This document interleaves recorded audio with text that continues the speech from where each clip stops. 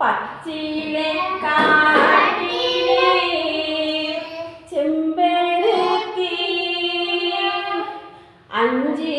അഞ്ചിരയുള്ളൊരു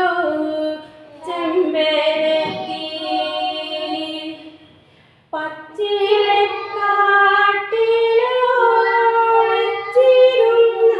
കാട്ടിലൊളിച്ചിരുന്നാൽ കൊച്ചനു ചേത്തി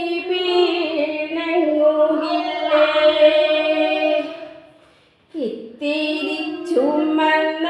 mini കാണാൻ